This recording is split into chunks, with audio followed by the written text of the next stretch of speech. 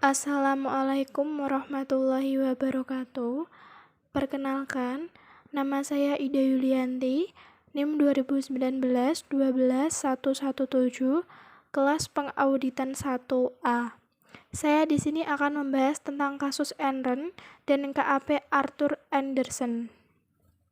Saya di sini akan membahas mulai dari kronologi kasus, peranan manajemen perusahaan, peranan auditor, kode etik audit yang dilanggar, dan kesimpulan.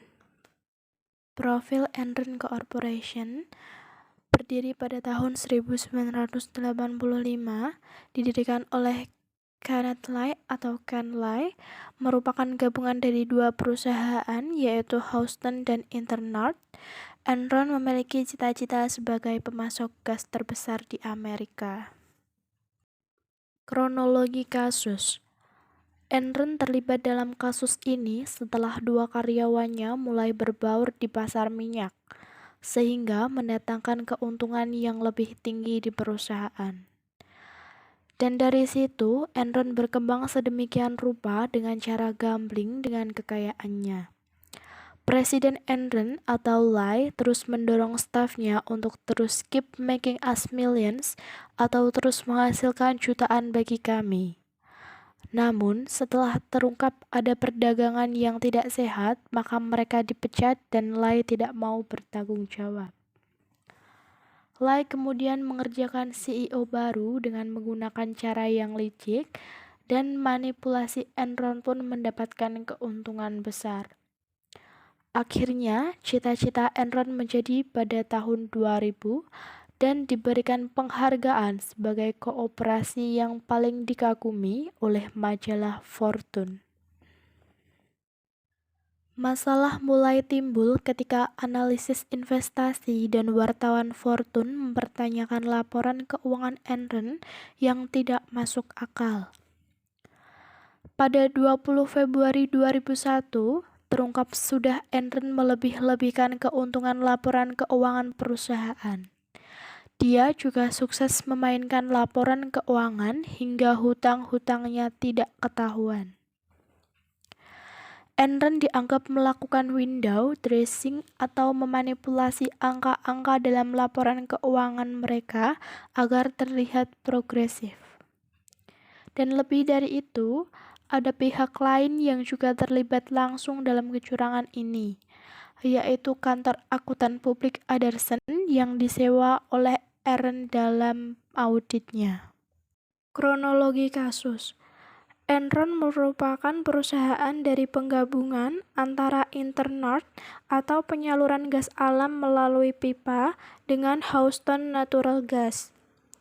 Pada tahun 2001, bulan Desember, terungkap kasus penyalahgunaan etika profesi akuntansi pada kantor akuntan publik atau KAP Arthur Andersen, bahwa terdapat hutang perusahaan Enron yang tidak dilaporkan yang menyebabkan nilai investasi dan laba yang ditahan berkurang dalam jumlah yang sama. Oleh sebab itu, Enron mendaftarkan kebangkrutannya di Amerika Serikat pada tanggal 2 Desember 2001 dan pada Eropa pada tanggal 30 November 2001. Sebelum terungkapnya kebangkrutan Enron, KAP Andersen mempertahankan Enron sebagai klien perusahaan dengan memanipulasi laporan keuangan serta menghancurkan dokumen atas kebangkrutan Enron. Kronologinya, pada 12 Oktober 2001, KAP Andersen menerima perintah dari para pengacara Enron untuk memusnahkan semua dokumen atau materi audit kecuali berkas yang paling dasar, dan hal tersebut dapat membuat Enron menyatakan bahwa pada periode pelaporan keuangan tersebut, perusahaan mendapatkan laba bersih sebesar 393 juta US dollar. Padahal, pada periode itu, perusahaan sedang mengalami kerugian sebesar 644 juta US dollar dikarenakan perusahaan-perusahaan kosong yang didirikan oleh Enron. KAP Arthur Andersen menghadapi berbagai tuntutan di pengadilan. Diperkirakan 32 US dollar miliar harus disediakan untuk dibayarkan karena merasa dirugikan atas kinerja audit yang tidak benar pada pemegang saham Enron. Selain itu, ratusan mantan karyawan Anderson banyak yang marah dan malah melayangkan gugatan kepada Anderson. Peranan manajemen perusahaan. Yang pertama, pertumbuhan perusahaan dijadikan prioritas utama di dalam menekankan perekrutan dan mempertahankan klien-klien besar. Yang kedua, standar-standar profesi akuntansi dan integritas. Yang ketiga, pendirian Enron membangun perusahaan dengan hutang dalam kegiatan operasionalnya, juga berhutang lagi kepada pihak yang lain. 4. Mantan direktur utama bersama seorang ahli keuangan memanipulasi laporan keuangan Enron. Dan yang kelima adalah kepala pejabat keuangan berhasil memanipulasi untuk membentuk anak perusahaan yang akan digunakan oleh Enron untuk mendapatkan pinjaman dari anak bank. Peranan auditor.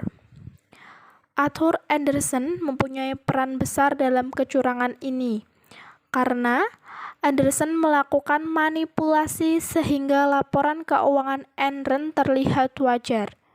Pada 12 Oktober 2001, Arthur Andersen menerima perintah dari pengacara Enron untuk memusnahkan bukti-bukti audit. Selanjutnya yaitu kode etik yang dilanggar. Yang pertama ada integritas atau agency theory.